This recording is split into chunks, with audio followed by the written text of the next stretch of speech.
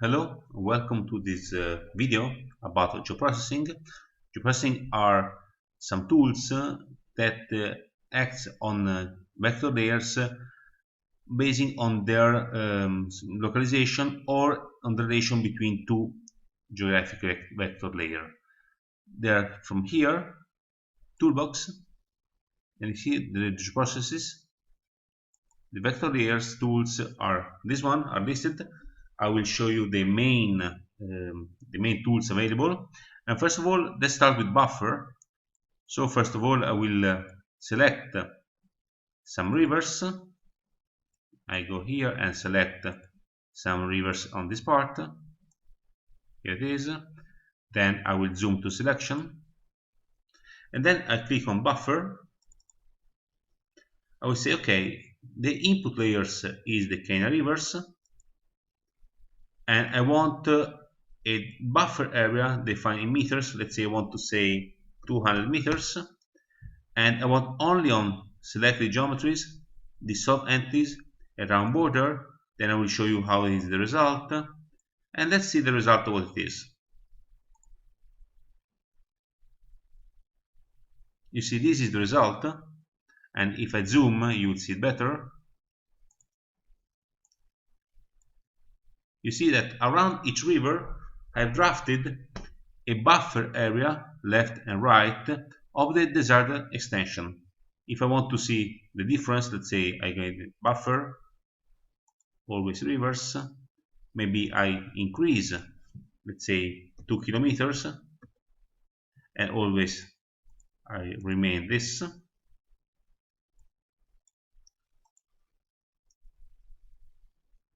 You see the difference now is much bigger, so I can also set the difference by putting one over the other.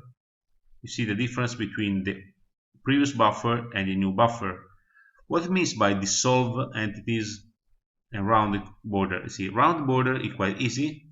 You see here what it means rounded, that at the end of the buffer, the end will be rounded. And dissolve, you can see here that when two buffer cross each other, they are merged into only one polygon. So it's aesthetically much nicer to see. So this is buffer. Buffer can be done on one side and the other like this, or just lateral buffer. I leave always rivers, always, let's say 1000 meter. I do the same, and then see you can select left or right. I keep it left, and in this case it's very important that when you have drawn the lines, you have drawn in the same direction. Let's say in that kind of river, from the sources to the end.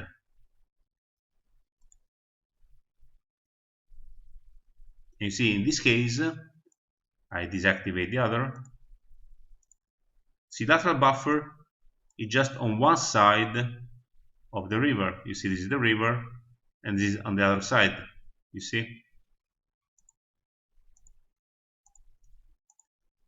So this is a way to make a different kind of buffer, lateral or on one side.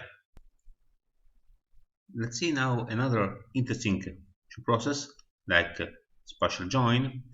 I have the villages of Kenya. Let's have a look to the table and see that in the table there is no the county where the village is located. So I want to drive automatically this information from the spatial join to spatial join, and how I can do this. It's quite easy. I execute the spatial join, then input coverages is the villages, over the layer are the counties. I can select or unselect the selected features, use the nearest, and then I will save now as temporary. Takes a bit because there are many villages to make spatial join, but what I expect is that the output layer will be a point layer with the villages with the same location, but as well the information related to the counties. So you see that's very important. If you want to make maybe some recreational area inside the forest. In this way you can have automatically which is the vegetation type where the recreational area is going to be located. So it's interesting to derive information due to the positioning of the points. So it's going to be created. Here it is. See, first of all, it is point. I open the information and you see that together with the name, the type, is also all the information of the county where the village is located. Okay, now let's move to another country to see the next geoprocess. Here we are, Ethiopia. All this data you will have in the mock website. And then I want to see, let's say, to split lines. Let's see that I have these rivers here, and I want to divide them into segments of 1 kilometer each.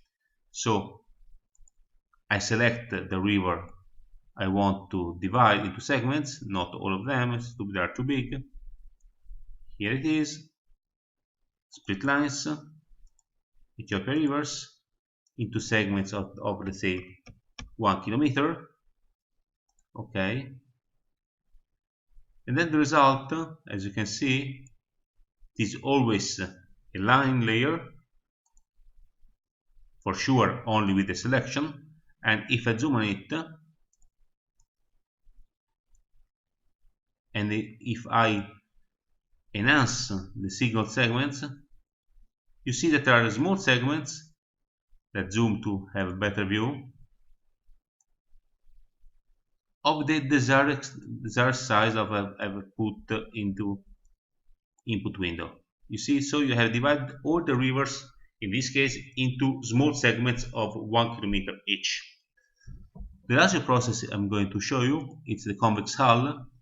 Let's assume that I want to see the smallest area containing a given number of points. So let's say I zoom on it. Okay, I select some points, in this case it's villages, but can be anything.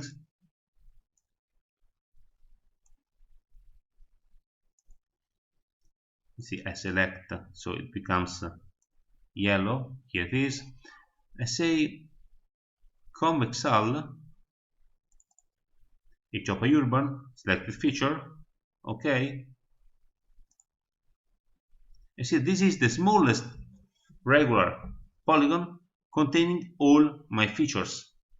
So this is an easy way to see maybe which is the best area, the smallest area that contains all my features.